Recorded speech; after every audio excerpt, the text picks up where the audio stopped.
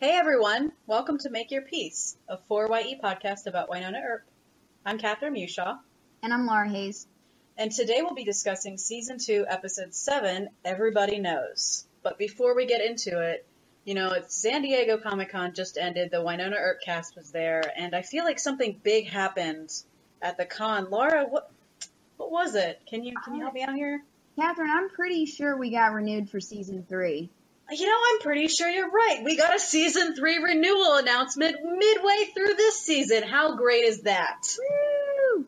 I am very excited. I have to be honest, I was not expecting it. I thought it was too early, since a lot of times they don't renew stuff until, at least the season's ended.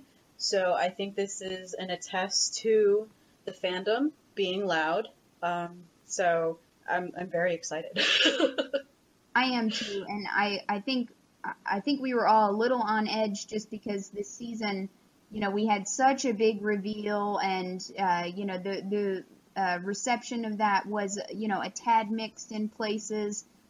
So to get early confirmation that we're going to get a third season is just stupendous news, and I hope the cast and crew is just celebrating hard. Well, I hope they're sleeping and then celebrating, because they had a long weekend. That's true. I guess they've already celebrated. You're right. Well, I think the celebration is well deserved, and so I was happy to hear that. But yeah, we had to celebrate the renewal because it's such fabulous news. All right, well, let's get into the episode. Okay. So, quick recap. In this episode, Doc's past comes back to haunt him. The boys get bound together in an entertaining series of scenes. It was a really good episode for physical comedy, I think. I have the same. It was.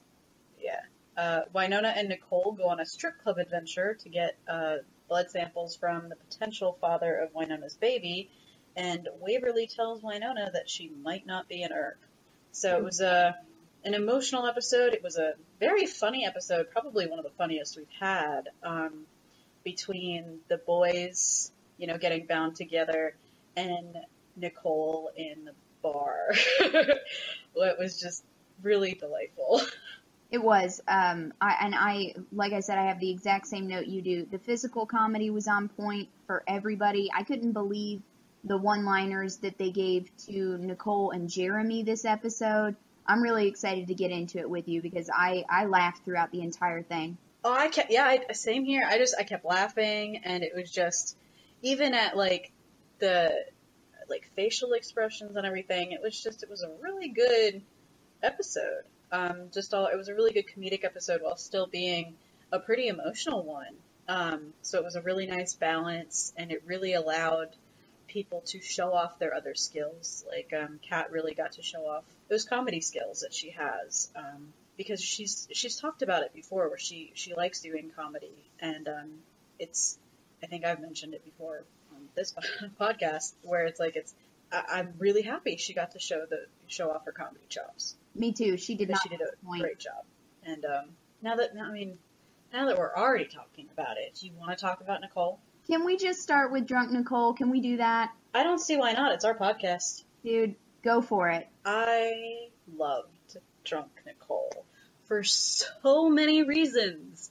Who can't relate to being that kind of goofy drunk? And it's not like she just kind of was out at the club.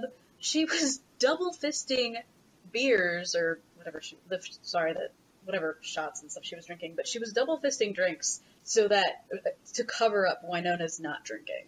Yeah. So it's Nicole is a pretty good friend and a pretty great girlfriend for taking care of Wynonna, even though she kind of took her to a strip club.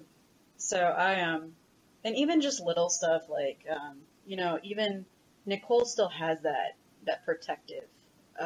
She's still very protective even when she's very drunk. She when she pulled her gun on Jonas when Jonas was being a jerk and was all you don't have a choice. That's when she pulled her gun out and got them out of there. And then when they're outside with him and he's is that my baby? Nicole tries to say no. Well, Wynonna's maybe. Nicole tries to be no. So it's she's still kind of protective, and I kind of love that. I did, Um, yeah, I did too. And I thought it was amazing. I loved her easy laugh and her complete inability to lie or tell a coherent, engaging story or whisper. She could not whisper. yes. I thought it was accurate and amazing. And she had me cracking up with her line about, how the peppermint shots were like drinking Christmas. Yes. I thought it was totally adorable. And I loved just, watching her let loose, because it doesn't happen often for Nicole. You know, she's kind of always a woman on a mission. So it was nice to see her kind of, let her hair down a little. Well, this was only the third time we've seen her in street clothes, right? Because there was the barn scene in episode 12, the formal wear in episode 12 last season, and then this episode. Like, this is the first time I think we've seen her in formal wear, or we've seen her in street clothes, right? What about that?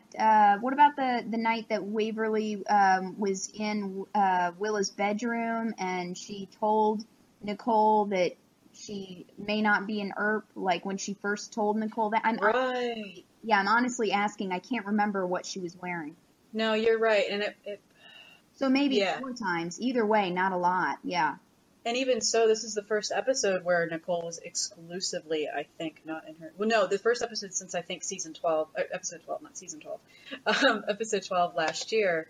I think it's the first time that she's had a whole episode where she did not wear her uniform. That's a good point. Yeah. I think. So I appreciated that because you're right, like seeing her off duty and everything is great, and just yeah, the whispering that wasn't whispering, and um, just the gun thing too. Like I don't have my gun. It's Yeah. like Or when Jonas was talking about how his friends would surround them, and she leaned in and she was like, "He's got a point." Like, it was hilarious. All of it was great. yeah, it was so good. I mean, I wanna go to a strip club with Nicole. I I volunteer as tribute. Yeah, or just drinking. I just want to go drinking with Nicole. I think we'd be a fun pair. Mhm. So, I will drive yeah, you guys to and from the bar. yes, I'll watch out for you. yes. And I love Wynonna and Nicole's relationship. I love that bro TV. Yeah. So it was a really good episode for that. I mean, it was a great Nicole episode. I say that a lot. I just really love Nicole. But yeah, I feel like that's my one. It was a really good Nicole episode. There were other things that happened. No, but no, I really enjoyed it, and I appreciated that it was there, and I hope we get more drunk Nicole. I do too. I am absolutely down for that, and I think it's funny, what you just said about like always liking, always thinking it was a good Nicole episode, because I think you're right about that, and it's probably as prevalent as our Buffy references. So, Hey, we only had one last week. We did really well last week. does it count if I name drop the show? We're gonna have to ask people. All right, let us know if it counts as a Buffy reference if we name drop the show, because if it does, that was twice. Because Laura and I both just did it. So if it does, then it's gonna be a lot easier. And just with the strip club scene, I kind of love that Nicole couldn't lie to Waverly. Yeah. And just when they get outside, when Waverly shows up, and she's just like, "I like you so much. You're so pretty. I just like you so much." That I told you, as soon as I watched that moment, I looked over at my brother who was smiling, my younger brother, and I looked at him and I was like, "That's you. That is you drunk at the bar with all of your best girlfriends around you, just smiling at everybody and telling them how pretty they are and how much you like them." And he laughed and he nodded. He was like, "I know, it's me. That's me with red hair and a woman. That's me." That's just so great. I mean, it's just how do you be mad about what's happening there? Like, it's Right. just delightful. I really liked it, and it was a really fun, and just not being able to lie to Waverly, and like how upset Wynonna got about Nicole telling her that she was telling her that they were at a strip club. Just made me laugh. I mean, Wynonna could have taken Waverly. Yeah. There's no reason why she couldn't have. And I need to say this. I have a hard time believing Waverly got that much glitter on her by just going into the strip clubs and looking around for them. Catherine, Because let me tell you, truth. I have been to strip club twice in my life, and neither time have I walked away with a butt ton of glitter on me. So Waverly was definitely not just looking around. I'm gonna back you up on this. I've only been once, and I was glitter free when I walked out. So I don't know how serious she was taking this investigation, but yeah, that's suspect. It's suspect. I mean, she sounded really upset, but I mean, it shouldn't have taken her that long to check 3 strip clubs. And she shouldn't have had that much glitter unless they literally threw it on her when she walked in, which is highly unlikely. Maybe they used glitter instead of a stamp. Either way, she still is very upset about all of the glitter. So if it was just a stamp, she wouldn't have that much glitter. I'm just saying, methinks Waverly hung around the strip club longer than she's going to admit to them. I'm gonna go with you on that one. So, alright, so yeah, Waverly just totally, she was hanging out in the strip club. It's just, Wynonna totally could have taken her with her. And do you think Wynonna didn't because she didn't want her freaking out about the dude that she had the one night stand with, potentially being the father, or do you think she was awkward about the strip club? Yeah, Because I think it was the former. Yeah, I think you're right about that. I think she was hiding, because in the end of the episode, she says, "I chickened out telling Doc. I chickened out telling you." I think that Nicole is the neutral third party here. I think she can kind of count on Nicole to sort of bring a level head to the. Also, she doesn't have to big sister Nicole. She doesn't have to worry about setting an example or any of that nonsense. You know what I mean?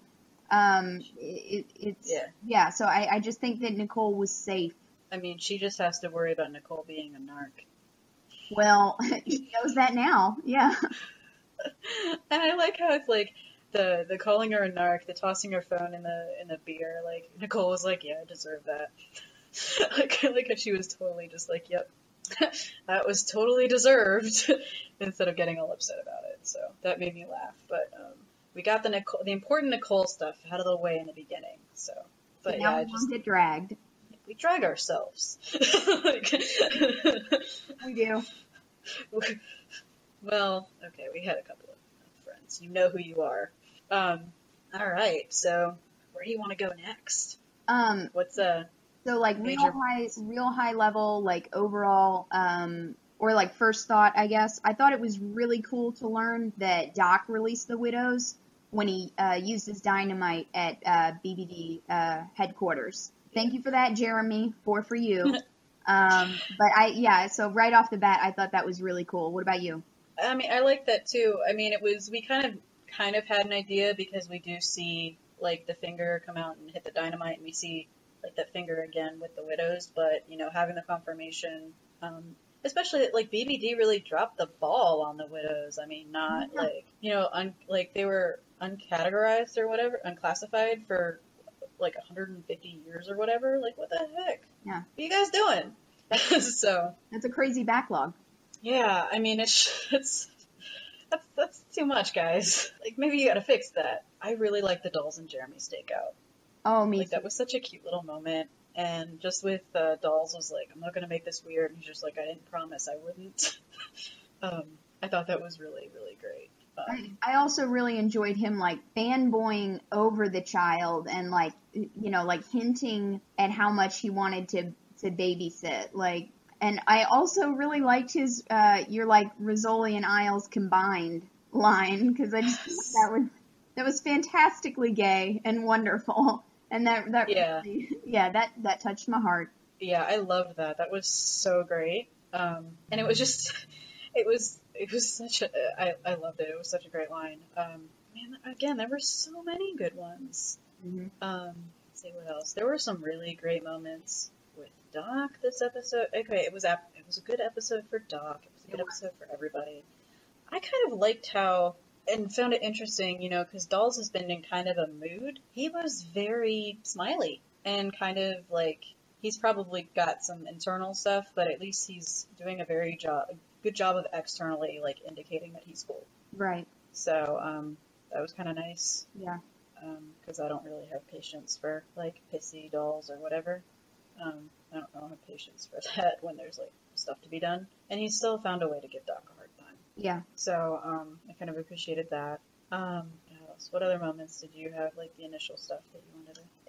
The doctor, man, I couldn't believe how many laughs were just in the doctor scene alone. Yes. Yeah, and she had so many one-liners, and they were so fast. Like, can I examine you somewhere private? Dude, that's how I got into this mess in the first place. And if you're being held against your will, like, just wave around your yogurt spoon. Like, all of it courtesy of the funniest OBGYN in purgatory, everybody. Like, and is it bring your own speculum? Like, Yeah. I mean, they may not have necessarily been the doctor's lines, but just the entire scene surrounding the doctor was gold. And I appreciate that because, like, Wynona's hella nervous and everything, and I think it was really important, the doctor, while still making sure Wynonna was safe by, doing what the doctor should and getting her alone and saying, hey, are you being held against your will?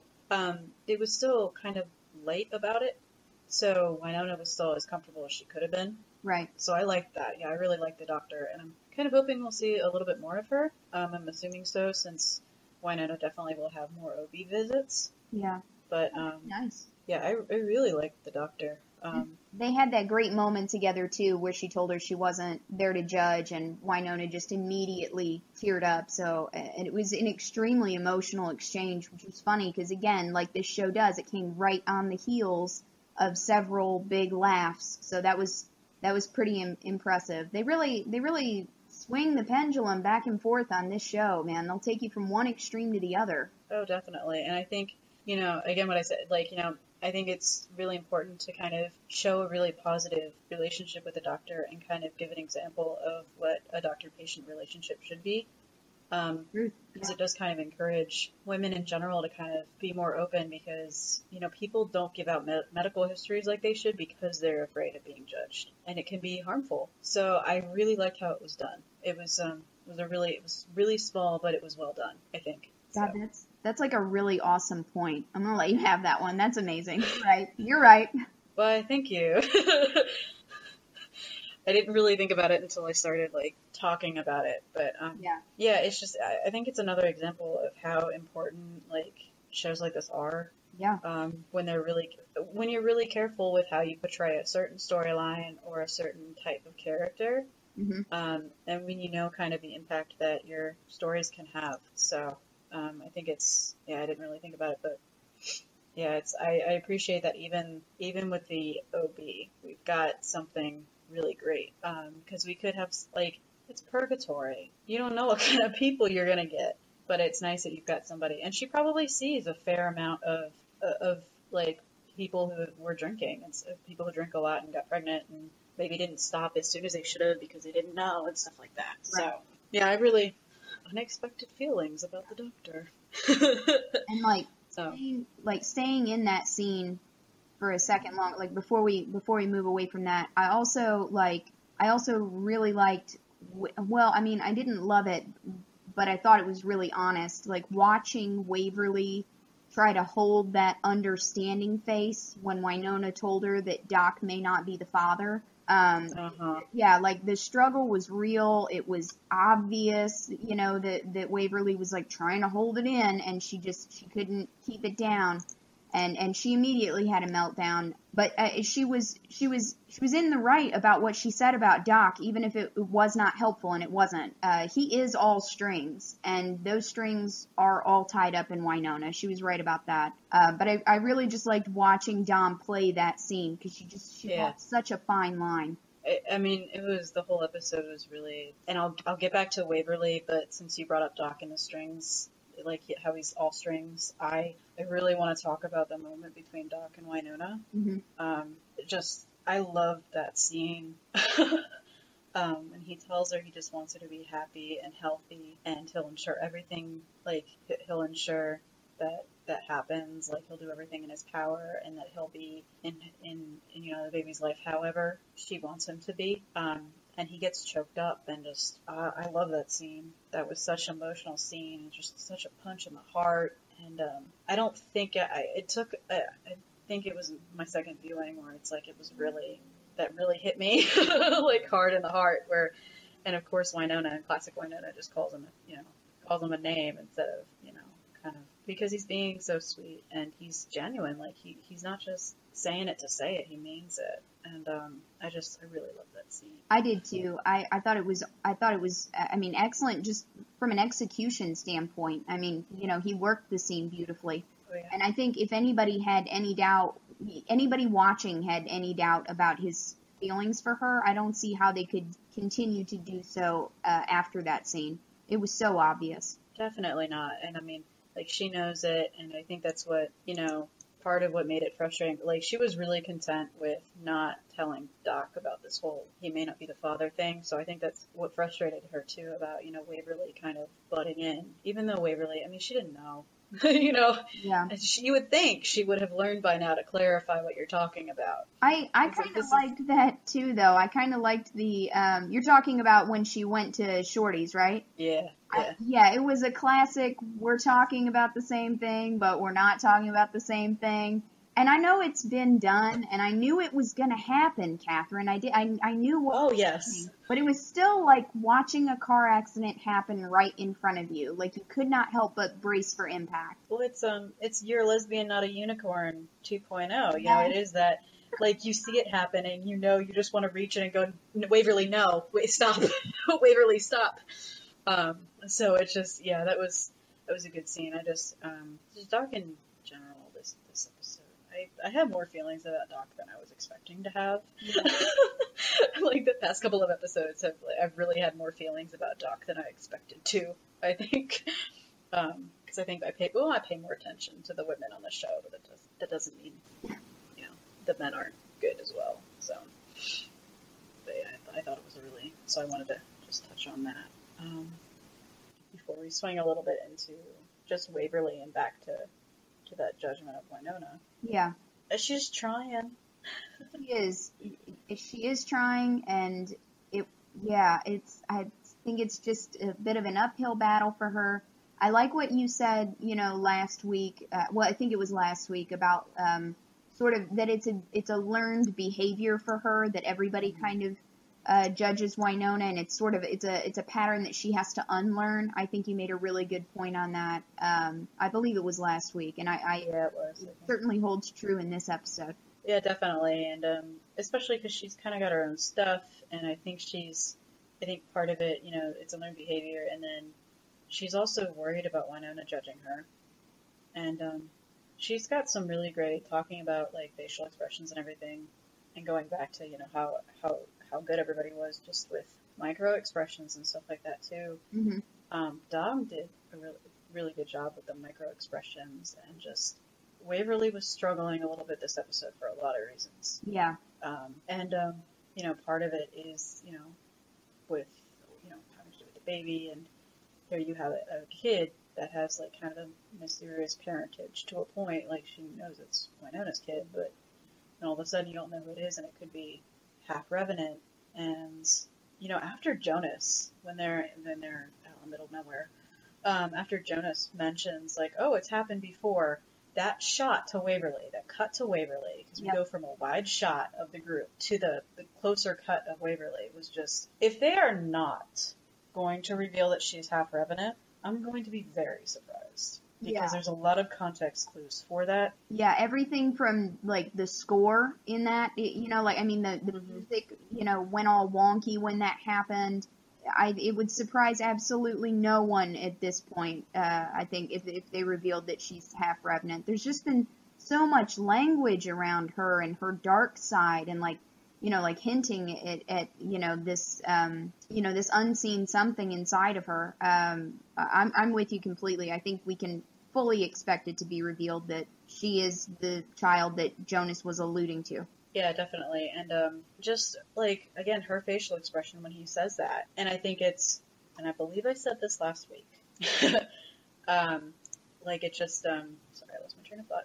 I believe I said this last week, where that conversation where Waverly says something to Wynonna about her parentage, about she may not be an Earp, happened on the heels of finding out who the father is for that baby. That started the conversation. I think I said that last week. Yes. So I'm going to enjoy being right about that. Yep. Yay, me! Yep. Because I think she was, with all of the questions, and I think it's going to lead to a very interesting relationship with Waverly and the baby, and Waverly and Wynonna, because Wynonna just got finished saying, this baby is an Earp, no matter who the father is, this baby is an Earp, I'm going to raise it to be good. I'm going to, it doesn't matter if the father's a Revenant, it doesn't matter if the baby's part Revenant, it's going to be raised to be good. And then she's looking at Waverly, who just told her, oh, I might not be an Earp, which I'm struggling here with how she delivered that too, because Waverly looks at her and says, I don't think I'm your sister. I may not even be an Earp. And that was a weird line to me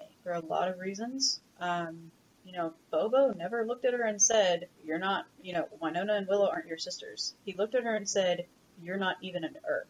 So I thought it was a weird thing for Waverly to look at her and say, I don't think I'm your sister. And then I'm not even an Earp. Or I may not even be an Earp. Yeah, I see your point. That was an odd way to put it. Yeah, go ahead. No, I think it just shed the light on how Waverly is dealing with it. Yeah. And how she may be way overthinking it too. Well. It's Waverly. Yes, yeah. And I keep saying it too, it's some of these discussions that people are having seem to forget, half siblings exist. Even if Waverly's not an Earp, it doesn't mean that they're not related. Or even if she's adopted or whatever, it's a family is not sharing both parents. That's not the only definition of a sibling. So, I think might be another, I've seen that discussion in fandom, and Waverly seems to think that, where it's not being an Earp means I'm not the sister, and just basing it off of that diary entry that Willa had, about, they just brought home this baby. So I'm still really interested to see where that goes, but I thought that line was really weird. Yeah, you're right about that, and I think but I think within the context of the show and its recurring themes and what we know it's about, and we know it's about chosen family. Oh yeah. I think that kind of dialogue will become clear to us later. I think they're setting us up right now by using language like that to create this separation, so that they can bring them together in a hugely powerful way later in the season. So if I can predict anything at all around that excellent point that you just made, it's brace yourself for the family feels, specifically the chosen family feels. And we definitely got some of that with, I agree with you. It's definitely going to be. We definitely got some of that with, Waverly asking, what is this baby? And Wynonna saying ours. And Wynonna making it very clear that, this baby's an Earp and all that stuff. And trying to really, well, they haven't said it. I mean, I think Wynonna does consider, they're all a big family. And I think we're going to see more of the importance of a chosen family. But there's definitely, I'm looking forward to next week to seeing Waverly and Wynonna discuss it. Because Wynonna's going to be hurt, I think, that Waverly didn't say anything sooner. Because it's been a while since Waverly first was told. Yeah. That's also a really Wynonna thing to do, though. I mean, she internalizes everything. Mm-hmm. So I think you're right about that. And on that scene, the It's Our scene that you just called out, I gotta stop for a second, because of the theories that I had for how this pregnancy would play out, I had a fourth option that I did not believe was gonna happen. And that was Wynonna Earp, single mom superhero. And then the words got spoken on the show. I couldn't believe it. And the fact that it might be that and my demon baby theory, I would have never in a million years expected them to twine those two options together. I mean, absolutely something I haven't seen. And I was floored after watching that this week. I love that moment. That the single mom, your superhero, same thing moment. Yep. That was such a wonderful moment, yes, and I have a lot of feelings about that.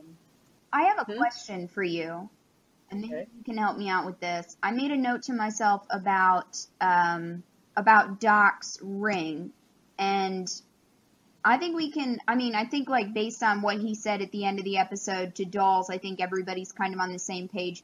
He's gonna take a ride out to the Salt Flats. I think that kind of goes without saying. The ring that was on his finger, was it Clutie's ring? I don't know. I thought it was, we've seen him wearing it from day one. Okay. Because when he first comes out of the well, we see it. However, that does not mean that it doesn't have any sort of relation to Clootie, because Clootie could have done any number of things to Doc after cursing him. And maybe she harmed somebody he cared about. Maybe that's Wyatt's ring. Maybe it was Wyatt's ring. It could be a talisman of some sort. You know what I mean? Could have been something she gave him. Yeah, I mean, it was a weird, though, because it was like, I gotta go see the Stone Witch while he's playing with this ring. Right. So, I mean, you're right, it could be a talisman. I have no idea, though, because he's definitely had that ring since day one. Okay. Because it was one of the first identifiers we had after he comes out of the well. We just see his hand with the ring, and then we see the ring first, I think, or last when he's in Shorty's. I don't remember. It does cut to the ring, I think, to identify that it was him. Okay. Who was in the well. So it's not a new ring, but that doesn't mean it's not something crazy important. So yeah. Sorry. And our ring tangent. And what did you think about the cough?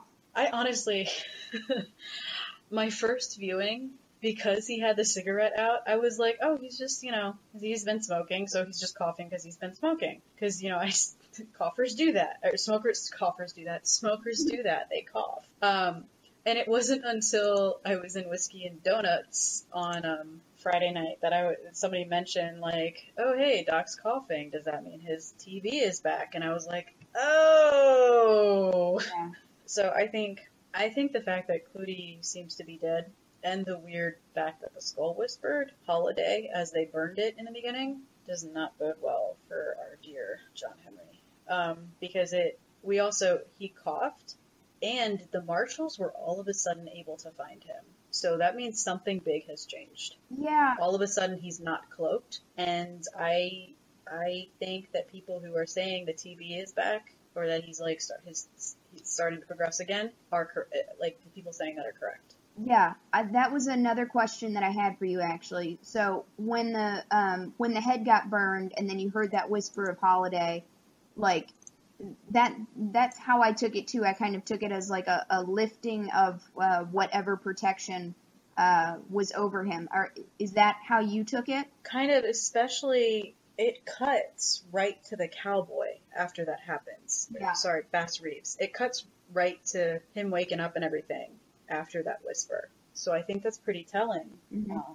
It's something has changed, and it's related to Constance Clootie. And I think Doc is aware of it, because he wouldn't go see her otherwise. Yeah. I think he knows something is up. And it's possible he's been coughing, and that's just the first time we see it. True. He might be feeling other symptoms. We don't know. Because he knows what this feels like. He would know if it started to progress again or whatever. Yeah. And, I think Doc's in a little bit of trouble here. I do too. And another theory that I wanted to talk to you about was the portion of the seal that Waverly decoded. Mm-hmm. You and I talked about it in an earlier episode, and we kind of came, not down on different sides. You just offered an alternate theory, and I want to see if you're still feeling that way.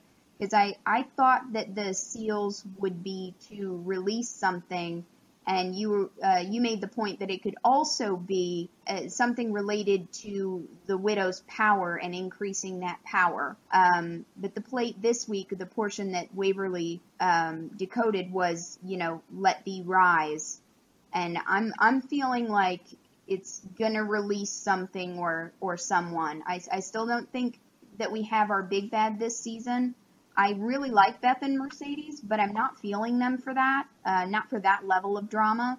And they keep talking about their love and hinting at an unknown someone. And I still think that the widows, I think you could be right. I think that the seals could be about them leveling up in some superpowered way, but the language that they've been using and that we've had around the seals so far really makes me think that the seals are about something we haven't met yet. What do you think about that? I agree with you.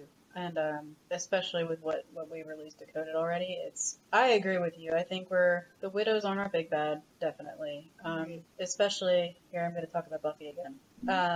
A lot of times in shows like this, and especially when using a very Buffy-esque model, you get minor plot lines, or like the demon of the week, basically. Yes. And then the back end, you get, for the last several, you get the big bad. I mean, we saw that last season too with Willa. Yeah. Where all of a sudden, last few episodes, Willa was revealed, and we know that Emily is a big fan of Buffy, and it's like the homages to Buffy. It's not weird to see that, and honestly, I kind of like that format where it builds up to something. I mean, even in the seasons, like season 2 of Buffy, the big bad didn't come in until episode 17. Yeah. Season 6 of Buffy, it was episode 19. Right. And I kind of like that format, so I think you're right. It's a pretty solid format because it helps build, and it really allows for character growth, I think. Yes, even of your lesser villains. Mm-hmm. Yeah. So I agree with you. I think that we haven't seen him, and it could be the widow's husband, like we had talked about. Mm-hmm. I've heard people speculating and seen people speculating that it's their mom, that it's Waverly and Wynona's mom. Oh. That comes in at some point, that will meet her, since there's been such a question about Waverly's parentage. But I definitely, after this translation of the seal, I'm definitely very on board with your idea that they release something, that they're going to release someone. So even if they're a little portable, that they're somebody's bound, basically. Yeah. So I definitely am. I agree with you. We haven't met the big bad yet, and I can't wait until we do. So we should soon. Should be soon. We're getting down to it. Yeah, I mean, we've got 5 episodes left. Yeah. We've only got 5 episodes left. It doesn't feel like that many, but a lot can happen. So we need to talk about Jeremy's binding spell too. Yes, we definitely need to talk about Jeremy's binding spell. There are so many things I want to talk about still. I have a really fabulous anecdote, but let's talk about Jeremy's binding spell. So go ahead. I just thought it was amazing that he trapped himself with his 2 heartthrobs. I was so happy for him. And bonus points for managing to save Doc from that hanging. And it, like you said in the start of the episode, it was excellent physical comedy, seeing the 3 of them stuck together. I think we've seen, we've seen binding spells before on shows, shows that are mystical in nature. But I've never seen them, it's always been stuck in a certain place together, not their movement dependent upon each other. I thought that was an awesome twist. I was just going to say that. Yeah. I'm not kidding. I was just going to say that because you're right. I mean, we've seen usually you get a very classic feeling of what a binding spell means, and it's you guys can't have to stay within a certain, within certain feet of each other, or you have to be attached or whatever. And I thought that was an interesting take on a binding spell. To where they shared the movements, even though it was interesting what movements were shared and what movements weren't shared, were mimicked. But I thought it was fun. Thank you. It was a lot of fun. I liked it a lot, and I thought they had a fun plot line. Mm-hmm. The guys really had a fun plot line, and yeah, Jeremy, he had a very busy day, and I like how he was just conked out. I hope he was having good dreams about Doc and Dolls. You're right, that was really cute too. When Doc came up and pulled the blanket up over him, I was like, aw, that was a lot of fun. I really like Jeremy, although, sorry, I was, in my brain I went on a new characters tangent. I need some Rosita. I really want to know more about Rosita. And this is the 2nd episode we haven't really seen her. And I really, really, really, really, really want to see her, more of her. Because Jeremy has been such a delightful addition. Yes. And I really want to get to know Rosita, too. So that was my mini. We have new characters that are fabulous, and I want to see them all the time now. So, but yeah, I like that. I like Jeremy's relationship with Doc and Dolls. I do, too. And I like how they're not jerks about the fact that Jeremy has a very, the little things. It's Jeremy complimenting Doc's hands and stuff like that. And they kind of roll with it, and I really like it. because some shows wouldn't do that. He'd be the butt of a lot of jokes, and I appreciate that they didn't do that. So Me too. Yeah, that was a good scene. That was a good plot line. And it's just a good episode. It was. What other like big thoughts did you have, or big things to? I feel like I'm missing something, but Well, I think one thing that we have to call out was the Aphrodite nickname or stripper pseudonym, whatever. That was a big. I don't even know that we like talked about that, about her like stripper name being Aphrodite, or the fact that she had a stripper name. Like, that was really funny. Yeah, I really liked that a lot, and I thought it was funny, like, how Nicole kind of stumbled into it, in that moment, and sort of put her foot in her mouth and everything. And, I liked Wynonna sort of bringing it home, like, oh yeah, you could judge me for the path my life took, but if you were the crazy chick in town who everybody thought saw demons, you know what I mean? Like, maybe it would be you. Maybe you could be Aphrodite. I thought that was really amazing. Yeah, it was a good moment. Because I mean, she was right. There's not a lot of, and Wynonna was young, and yeah, because I think it's she and Nicole come from very different backgrounds, and I think that's apparent. And so it's like Nicole can't imagine somebody having to do that, and Wynonna did what she could for money, and it's not bad money. I mean, well, I don't know. With 4 strip clubs in Purgatory, maybe it is bad money, but That's a good point. like, I don't know, like 4 strip clubs, at least. We don't know how many were left to check. True. That seems excessive. I mean, we don't necessarily know just how big Purgatory is, but 4 strip clubs feels like a lot. I think like one more like moment, and you've already talked about it. Just like one more like moment that I got really hung up on, I guess, was right before Waverly told Wynonna she may not be an Earp. I was just watching her face, and you knew that the moment was finally here. You could see her falling apart, and it was almost difficult to watch. And when the words finally came out, they were almost a relief. Not that Waverly felt that way. Waverly is one for the brave face and the false smiles. It was a relief for me. I don't know if I fully appreciated or understood what she's been going through until the moment right before she told Wynonna. And sort of watching that reservation break down it really brought it home for me. Yeah, it's just kind of that dam breaks a little bit, where she's just like, there was no better moment for that, and it is a really, yeah, I mean, just, there's a lot of really good, like I said earlier, there's a lot of really great micro expressions. There's a lot of really great things that Dom did to just show how Waverly's been struggling. So it definitely needed to be talked about more. Also, with that scene, Valerie in Whiskey and Donuts pointed out that a lot of the Earp sisters scenes have had them being like, there's been something in between them, and that was like once again noticeable in the last scene of this episode with Waverly and Wynonna being split with a staircase with a railing. Okay. Yeah, physical barriers. You're right. Yeah. Yeah. Val's right. Yeah. Yeah, and so I thought that was interesting when she pointed that out, and I think it kind of reflects kind of there's a lot of symbolism with that, and that can go so many different ways. But I just wanted to mention that since you were talking about that scene. Yeah, that's a good observation. Yeah.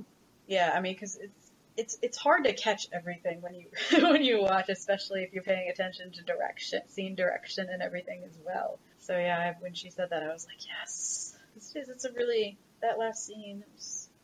I love the Earp sisters. So I say it every time.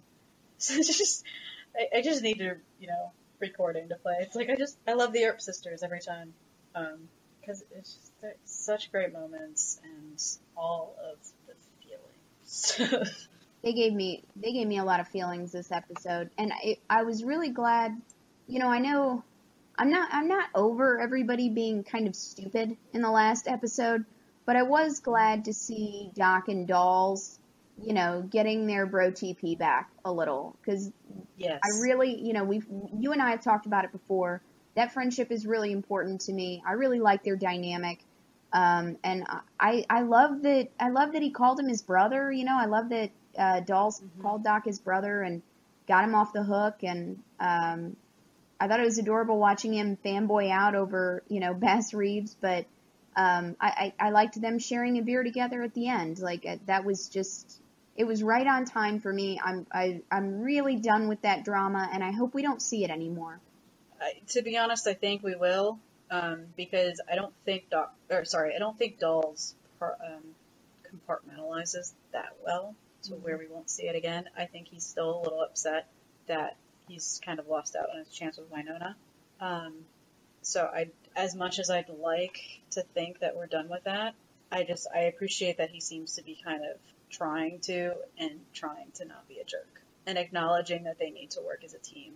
Like when he looked at Doc and was like, you need to be, you're the father because we need you to be. Yeah. And I think that was important. Like Dolls' priority is keeping the team or, keeping the family together. Yeah. And he's trying to put his feelings aside. So I did like it though. I liked that they kind of buried the hatchet a little bit, I guess, for now at least. And I liked him staying for a beer at the end with Dolls. So yeah, I'm not mad at Dolls right now. Not like I was last week. Because it was pretty good. I mean, I liked that. I liked the whole little storyline. The marshals coming after Doc, and just Dolls coming into this defense and be like, hey, he's changed and he's redeemed himself. I like that. And while it was resolved fairly quickly with the marshals, I'm sure we'll see more of Doc's past coming back to him. That's we see it a lot. Yeah, I think so too.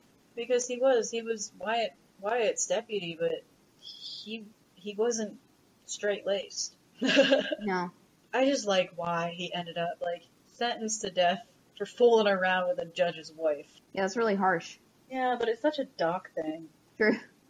It's one thing for Doc to get himself into trouble with. That'd be it. Fooling around with somebody's wife. Yeah. So I thought that was kind of funny. And, I just appreciate he was really ready to go in on this alone and not drag anybody into it. He was really apologetic. And I like how he was like, I'm sorry I dragged you into this. I'm not going down without a fight, though, so you guys better be ready. Yeah. That was kind of fun. I mean, I also really loved Code Rainbow. Yeah. Thank you, Emily. Yeah, that was really funny. Because I missed it the first time. I missed a lot of lines in my first watch. So I missed it the first time, and I was like, why is everybody online saying Code Rainbow? What did I miss? And then when I rewatched, I was like, oh. I missed Code Rainbow. Yeah, it happens sometimes. That's an unfortunately placed AC unit. So sometimes I miss things. So yeah, I really like that. And now you want to talk a little bit more about some of our favorite lines? All right, so you like the Code Rainbow. I said that and I don't have my lines pulled up. So you go. Okay. I also I'm starting to think you're not here for my autograph. There was just a lot of swagger in that, and I think that's why I liked it so much. Yeah, that I liked that one too, because he also makes a comment about fanboys or something like that. So that made me laugh. Dolls telling this ain't tickets to Cosmic Con. Yeah. And I really want to know if they knew that this episode would air during Comic-Con when it was or if that was just such a delightful coincidence. Because I thought that was really great. Yeah. I'd like to know that too. I loved when Nicole and Wynonna were running outside of the bar or the strip club. And Wynonna's like, abort, and then she looks at her stomach and is like, oh, sorry. I didn't catch that on my first watch, but I caught it on my second watch, and I loved it. Yeah, I died. I was such a great line. I really it wasn't a funny line, but I really liked when she said to Nicole, you don't become Wynonna Earp by confronting problems head on. Yeah, that was good. Yeah. More Nicole's note, but yeah. Yeah, I mean, and a lot of Nicole's lines, so we're here to tell Mr. One Night Stand that you're now a crazy chick with a bun in the oven. Yeah. I died. I can't handle, like, drunk Nicole, I think.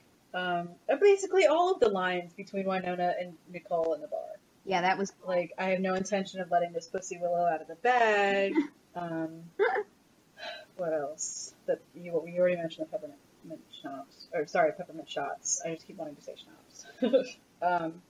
You may be a whiz with chemicals, but temporal measurement is not your strong suit. Yeah. I just like the way Doc talks sometimes. He's just got great, like, the old-timey lines. Oh, after Waverly nails Jonas with a door, Wynonna says door prize. Oh. Which was just, again, I missed that one the first time around, and then I didn't catch it. Yeah, it was, it's really quick, because she just says door prize. Ew. Oh god, there was a spider crawling on me. Ew. Kill it with fire. I flicked it off my arm, and now I don't know where it went. You did the right thing. I'm in my bedroom. It's an invasion. It really is, but I don't know where that itty bitty one went.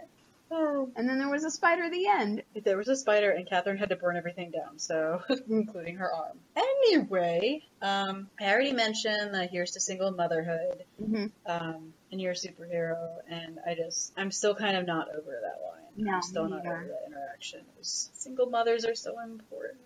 They are.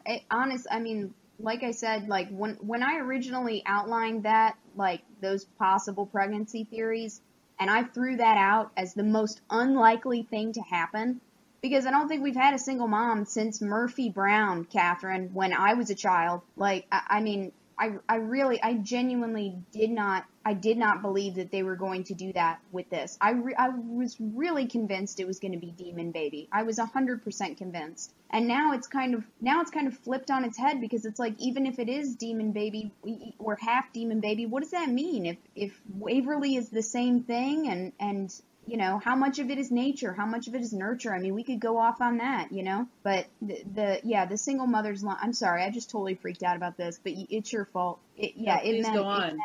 It meant a lot to me as somebody who's raised by a single mom. I guess single mom on TV. We had Ashley Marin. There you go. Like Pretty Little Liars, Ashley Marin. And, she didn't do it all of Hannah's life. Hannah's parents were, pretty recently split up. So that just, yeah, I mean, we have so few portrayals of single mothers on television, and it's such a common thing, in this world to be raised in a single parent home. I hope this works out. I really do. I hope they go this way, because they're kind of setting it up like that. And to be honest with you, I would be a little disappointed if we backed off now. I want single mom, Wynonna Earp, demon hunter. That's what I want. I mean, being a single mom is still so stigmatized. Yeah. Despite the fact that it's becoming a lot more popular, they're a lot more common and popular. Sorry, that was a way wrong word. Sorry, my brain's like in 5 different directions, including spider on my arm. But I mean, being a single mom is still holds a lot of stigma in some regards, especially, I mean, Wynonna's not, the single mom who is a single mom as a result of being run out by her husband or something. Right.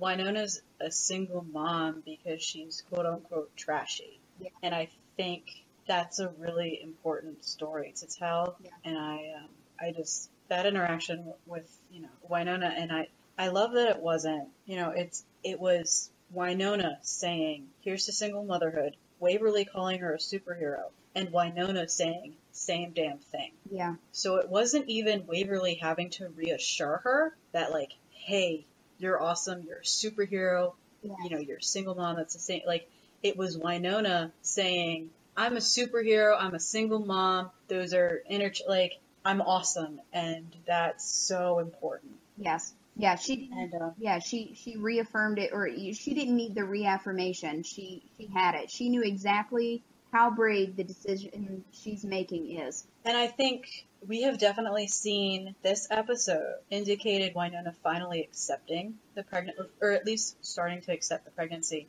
She finally was okay with the word baby. Yeah. And she killing Jonas was her first act as a mother protecting her child. Yeah. And, that was really important. The first thing that she did to protect her child was kill somebody who could potentially be that child's father. Ooh, what you just said. And let me see if I can get my this is a new thought. Let me work it out. Yeah, the first thing that she did to protect that child was fulfill the destiny she hates. Ooh. I know. This is like so layered. I'm so glad we're talking about this.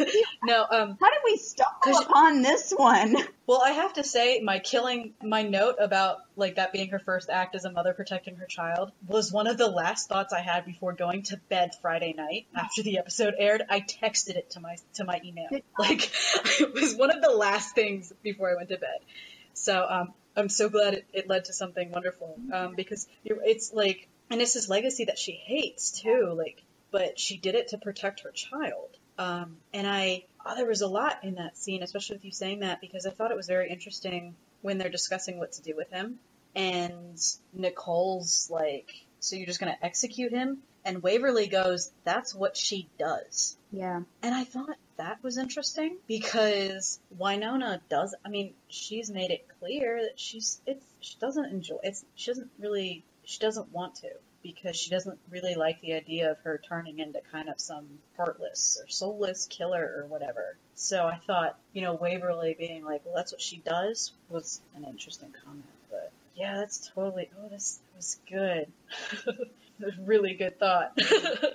Yes. I know. I think we peaked. That was pretty good. Yeah, okay, yeah, so we're gonna cut it off now, guys.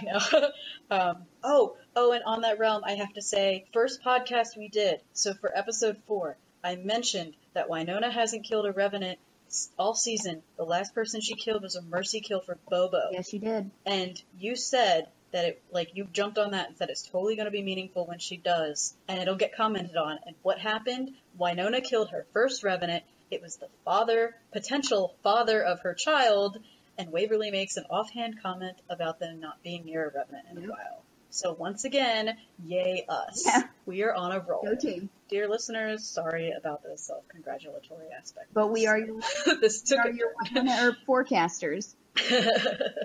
No, I get really happy every time I get something right and stuff. So, and once again, Bobo was a mercy kill, and Jonas wasn't just, I gotta kill this Revenant. It was, I gotta protect my kid. Right. So I think that's the way Wynonna has been kind of dealing with Revenants since Bobo has been really important, I think. Yeah. Because I think she really hopes there's a way for her to end the curse without having to kill everybody. Poor girl. Yeah, bad for her. But wouldn't it be wonderful if she did that and then, the baby could just live a normal life? Yeah. Although I still think that blood contract is a problem that they signed with BBD that hasn't come up yet, but I'm sure will. Sorry, that was an offhanded thought. But what if we've got like a Rumpelstiltskin situation here? We don't know. Maybe she accidentally signed away her firstborn. Oh my God. Why would you say that? It just popped into my head. I swear I haven't been sitting on this. It wasn't even a note I had. It just literally just popped into my head. You blindsided me. Shut your mouth. Oh my God. I'm so upset right now. No. I'm getting attached to this baby. This baby might be Waverly 2.0, okay? That might be what happens when you mix like a Revenant with a really decent human being is you get a Waverly. And I'm really hoping that we get a Waverly now. It'd be pretty awesome. I'm sorry. Dash my dreams. I'm sorry for killing your dreams. That's okay. I'm sorry. It was just a thought I had. I'm sorry. I want this to be a safe space for both of us. You just caught me really off guard with that. To be fair, I caught myself off guard with that, too. You did. I could tell. No, because I'm going back to what you said earlier about it being kind of like, I think we're going to see a lot of the nature versus nurture thing. Yeah. Especially if Waverly's half Revenant. Like, I'm going to get really kind of disappointed if all of a sudden Waverly, like a switch clicks and she's like there's an instant switch in Waverly's like attitude and stuff like that, just all of a sudden because she finds out she's half Revenant. That's going to annoy me. Okay. I think we're going to hit a Buffy record for this show. I'm thinking. Are we? Yeah, I think we will. We're about to right now. All right. I'm thinking it'll be, if that happens, if what you just said happens and we see this like personality flip, I think we can expect it to be like a Buffy season 2 episode 1, like when she was bad, kind of where she starts, like she's like trying to get in touch with that side of herself and figure out what it means and move past it and put it behind her so she goes a little wild for a second. If your prediction holds, I think that's the way it'll play out. And like where she can't like deal with exactly stuff. Exactly. Yeah, That's a great Buffy reference. Yeah, I think we did hit a record because I mentioned several seasons of Buffy. So sorry, guys. Yeah, oops. Um, Personal best. yes. No, I think that's a good point because we could get because Wynonna loses control we saw Wynonna lose control when she was trying to deal with trauma because that's how she deals with trauma and Buffy was dealing with a lot of stuff, Yep. namely the fact that she died. Yep. It didn't hold, but she still died. And, I think Waverly finding out that she's not necessarily, if she finds out that she's not what she thought, I think that'll send her spiraling. Yeah. And I think you're right. I think we could get, when she was bad, Waverly. Yep. Or, see it be, Red K Waverly. Ha! Supergirl reference. There we go. / Superman reference. / yeah, amend that. So I think this baby's definitely interesting. And, I love what we saw with Wynonna, kind of dealing with it and how she dealt with it. It's kind of because I think she may not want this baby, I don't want to say that, but have wanted or been expecting this, but she's definitely going to make sure it's loved, and she's definitely going to make sure it's the kid's a good kid, and I think that's really important. And I don't know, I just have a lot of feelings. I just need to put that on a recording to pop in. I have a lot of feelings. Yes. Yeah, me too. You can play it for both of us. Yeah, we just need to start popping the gif from Mean Girls in there with I just want to bake a cake of rainbows. The girl who's I just have a lot of feelings. That gif is just gonna go in all of my posts from now on. we just have a lot of feelings. All right, now that we've punched each other in the heart a couple of times. A few times. Yeah, my bad. My bad. I take responsibility for some of it. I'm sorry. You should be. No, I'm just kidding. Sorry, guys, if we punched you in the heart. I'd say we didn't mean to, but I think we did. At least subconsciously. Isn't that why we're doing this? Yeah. Punch you all in the heart and ourselves. Did you have any other big thoughts, little thoughts, anything? I don't think so. I think we got just about everything on my list. We had everything. I just deleted my last item. Woo! All right. It's late. So it's once again we kind of went over an hour, but I don't think anybody's gonna mind. We had a lot to. It was a good episode. I can't wait until the finale. Yeah, me neither. We're gonna have so much. It's gonna be such a great episode. So be prepared for an hour and a half to 2 hours, guys, for the finale. I'm guessing. I haven't seen it. Nobody has. All right. So let's wrap this up. Laura, where can they find you? You guys can find me on 4YE, and you can find me on Twitter at RS Mayfair. You can find me live tweeting every Friday from the Make Your Peace official Twitter, and that's 4YE_MYP podcast. Excellent. And you guys really, really want to follow her because she's pretty great at the whole live tweeting. You thing. stop it. So I enjoy it. Thank You're you're usually on a roll. Aww. So anyway, you can find me at C Meushaw. That's CMEUSHAW. You can find links to the recaps that coincide with with the podcast episode in the post for the podcast and in the link on the YouTube, depending on how you're watching. My recaps will also post on the 4YE Twitter and the website. The Twitter is at 4_Y_E, and you can find the website at it's 4ye.co.uk. So you can find both of our stuff there for all of our wonderful pieces on all kinds of things, but a lot about Wynonna Earp, at least on my end lately.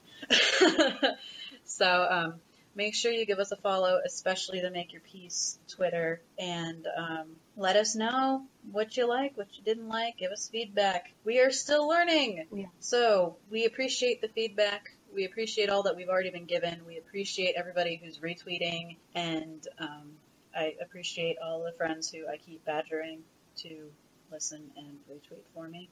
So thanks, guys. We really appreciate it. All right.